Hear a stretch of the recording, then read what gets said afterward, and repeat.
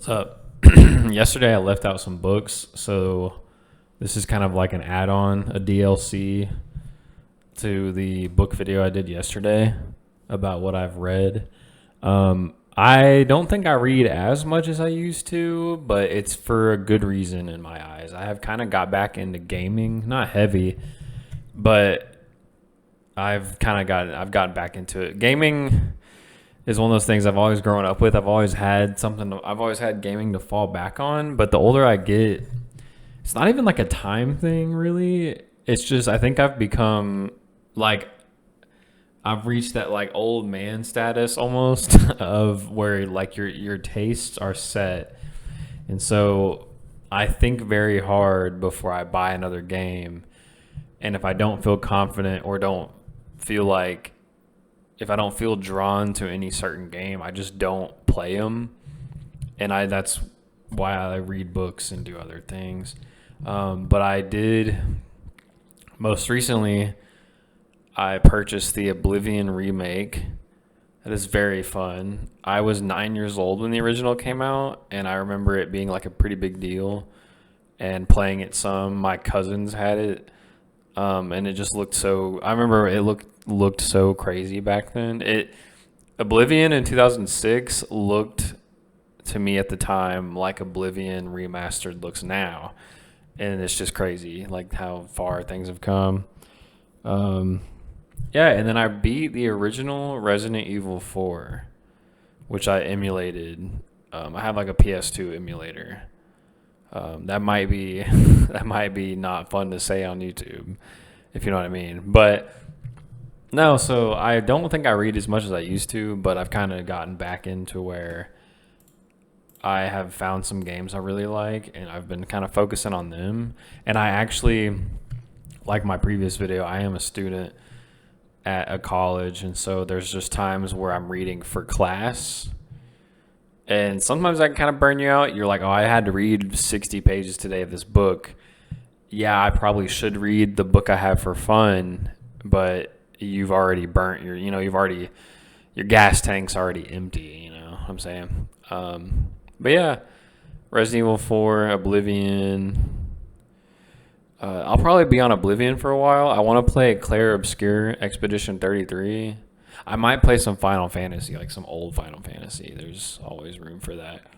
But yeah, getting back to the books, I'm going to try to use my other hand. Or let me switch hands. Okay, yeah, that's probably better. Yesterday the glare was really weird, but the lighting seems better right now. So this is a book that studies in the structure of poetry by I'll just pull it up. It's The Well-Wrought Urn by, I don't know how to say that first name, Cleanth or Clanth, but that name, Brooks. It says, the subtitle is, let me see, I'm not used to that. Studies in the Structure of Poetry. I went to a symposium about different literary theory, nerd, during school a few weeks ago, and it just studied like affect theory and can we deep read everything we want? Like, does some poetry warrant a deep read? Or are we wasting our time deep reading a poem that may not actually have that much to offer? And the guy leading it, who's like a pretty high up professor, recommended this book to all of us, and so I found it on Thrift Books, and I bought a copy. I'm looking forward to that. Academic reads are kind of strange. Like, they're not fun to read most of the time, but you do kind of sit there and think like, oh, if it's talking about a poem or a book you've read and you see something that you agree with, you're like, oh, okay, like I was on the right track. It's kind of like a mass market paperback. It's not actually as small as one, really. Like, it's like a little bit bigger. Next one is a book of poetry. This is Selected Poems by Edna St. Vincent Millay. She's really cool. I like a lot of her sonnets. One of my classes this past semester, we had a lecture on Edna St. Vincent Millay, And I don't remember a lot of the lecture, unfortunately, but there was a poem that we kind of went over, and it was something like "What My Lips Have Kissed," something, something. It was really cool. It had a really good metaphor about a blooming tree and then the leaves and the birds being in it. And then whenever you're hurting, the tree is like barren and the leaves have fallen. There's no birds. It's like wintertime, you know? Um, she mostly, I think, she wrote a lot of sonnets, um, but I don't think that's the only thing she wrote. I'm trying to see what's in here, but it mostly looks like some sonnets. It's a majority, yeah, for sure. Let me see if I can find the one we're talking about. The one we talked about in class. It might not be in here.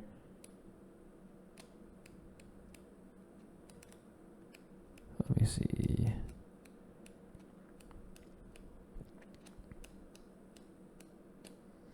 I don't see it in here. Well, that sucks. But I ordered this from Thrift Books as well. Thrift Books is cool. I try to support local bookstores, but sometimes, like where I live, there's a pretty good bookstore that's kind of like locally, regionally famous. But sometimes I go in there and it's just, I don't want to say it's a bad selection, but I think I read like just outside of what they have. Like, I guess I don't want to be like, oh, I read widely, because I don't think that's true. But I have interests in like literature from other countries, and they have a decent selection of that. Like, I study Japanese at school, but they don't really have like a lot of Japanese authors unless they're like a big deal here, and that kind of sucks. And then sometimes you just go in there and you do kind of have that problem of like, oh, you find like the good, like the canon authors, but then sometimes it's slim everywhere else, or it's just like random stuff. But that kind of comes down to, you're not always, like, I'm not always just keeping my eyes out for everything. Lately, though, I've been better about just going in there like randomly and just kind of picking something up blind, which I advocate for. Honestly, I think sometimes you need to put down like whatever wish list you have, just go in there and buy a book by its cover, buy a book by the title. Like I said in my last video, there's been books I've bought because I've seen them in passing and they have a cool title, and then the title just sticks in my head. Like, funny enough, I've had a book before. It's ironic because I don't remember the title now. Oh no, it's Warlock by Oakley Hall. Yeah, that book, I remember seeing it in a YouTube video where I watched like 30 seconds of the video, and the name Warlock was just stuck in my head for months. Like, I would just like, Warlock is a cool ass word. And I bought the book. Stuff like that. And then another book I got is, I believe it's of Russian descent. This is one I've seen from the Active Minds YouTube channel. The dude who does that channel, his name's Brock. He's a cool guy. He'll probably never see this, but if he does, I watch your YouTube videos. But I found this, Nervous People and Other Stories by Mikhail Zoshenko. I probably didn't pronounce that right. But I swear he said this is like a really rare book, or a pretty rare book. And I walk in one day with my girlfriend into the bookstore, and it's like shiny as hell, like perfect condition, not a single mark in it, and it was like $6. Like this cover's really cool too. Like, good condition. Like, I don't know, I can't hold my book the right way. Like, everywhere, like, it's super nice. There's like some weird scuffs at the top of the back cover, but I think I did that. I'm not really sure. But yeah, I'm going to try to post a little bit more to this channel. I sometimes find myself a little discouraged because I'll preface this by saying I don't want to be famous. I don't really care for the attention that any sort of fame brings. I don't know how to really process it. In school, I got a prize one time, and people were like, congratulations, and they would shout me out oh, I heard you won that prize, and like I can't handle that. I don't know. It's just I don't like that spotlight on me. I know I don't want to be famous off this YouTube channel, but I feel like it'd be cool to have like a small following of like, I don't know, like some of the YouTube channels I watch only have like a couple thousand subscribers or like a couple hundred, and they get like the same people commenting on their videos. My videos, I feel like they get like 5 views and no interaction, and that's not a sympathy card. I just have noticed that.